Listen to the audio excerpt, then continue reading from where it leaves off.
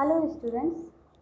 तो आज मैंने जो दो क्वेश्चन आप लोगों से पूछे थे उनमें पहला क्वेश्चन ये था कि कावेरी नदी का अपवाह तंत्र किन किन राज्यों में फैला हुआ है, और दूसरा जो क्वेश्चन मैंने पूछा था कि अंतर्राष्ट्रीय आपराधिक न्यायालय आईसीसी इंटरनेशनल क्रिमिनल कोर्ट का हेडक्वार्टर जो है वो कहाँ है।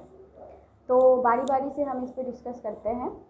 तो पहला जो सवाल था कि कावेरी नदी, इसका जो अपवाह तंत्र है वो कर्नाटक, तमिलनाडु, केरल और पुदुचेरी राज्यों में, जिसमें पुदुचेरी केंद्र शासित प्रदेश है, इनमें फैला हुआ है।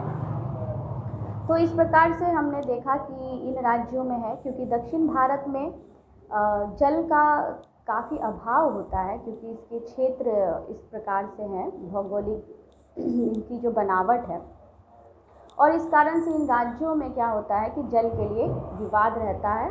और इसमें जो सबसे कह सकते हैं कि एक चर्चित जो विवाद है, जल विवाद, वो है कावेरी जल विवाद।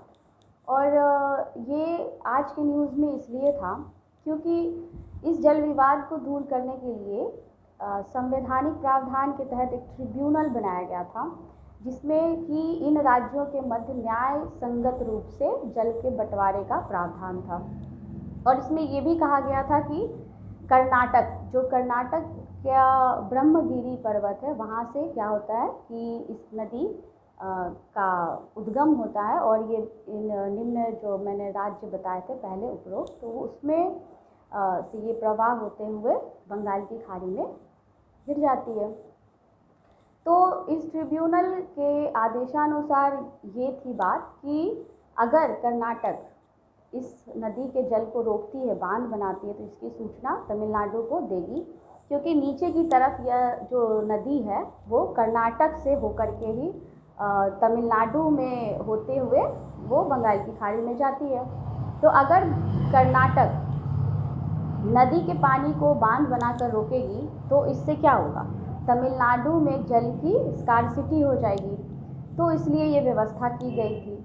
तो आज के जो न्यूज़ में देखा गया कि कर्नाटक के साथ साथ केरल ने भी जो है वो बांध बनाने का कार्य किया है, जिससे कि कावेरी नदी में जल की मात्रा की कमी हो सकती है, और इसके लिए तमिलनाडु चिंतित है, और उसने इस पर जो है बात कही है कि वो हर संभव प्रयास करेगा अपने लोगों को कावेरी नदी के जल को प्रोवाइड कराने के लिए। चलिए, अब जो नेक्स्ट क्वेश्चन मैंने पूछा था, इंटरनेशनल क्रिमिनल कोर्ट का जो हेडक्वार्टर है वो आपको नीदरलैंड का एक शहर है हेग, वहाँ पे है। अब आप लोग जो है हेग को नीदरलैंड की राजधानी मत समझिएगा। नीदरलैंड की राजधानी जो है वो एम्स्टर्डम है, और हेग जो उसका एक शहर है, और वहाँ पर अंतर्राष्ट्रीय जो आपराधिक न्यायालय है आईसीसी इंटरनेशनल क्रिमिनल कोर्ट, उसका हेडक्वार्टर है।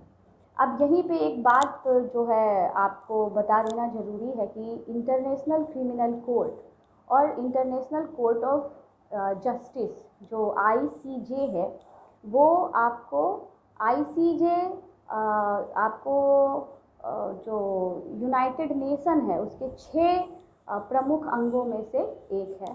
और इन दोनों में क्या है, अंतर है। जहाँ आईसीसी में किसी व्यक्ति पर भी जो है आपराधिक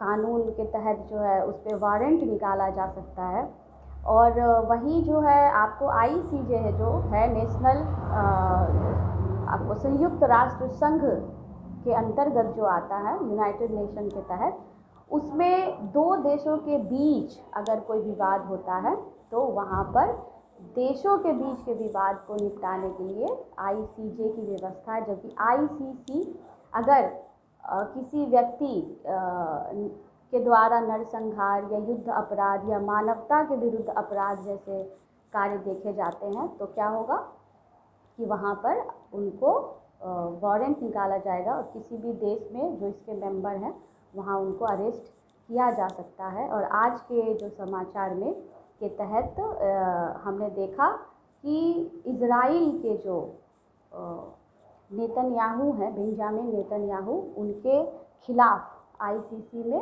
निकाला गया है आपको वारंट, और इसीलिए ये संस्थान जो है आज न्यूज़ में था, इसीलिए मैंने ये सवाल आपको बनाए थे। तो चलिए आज के लिए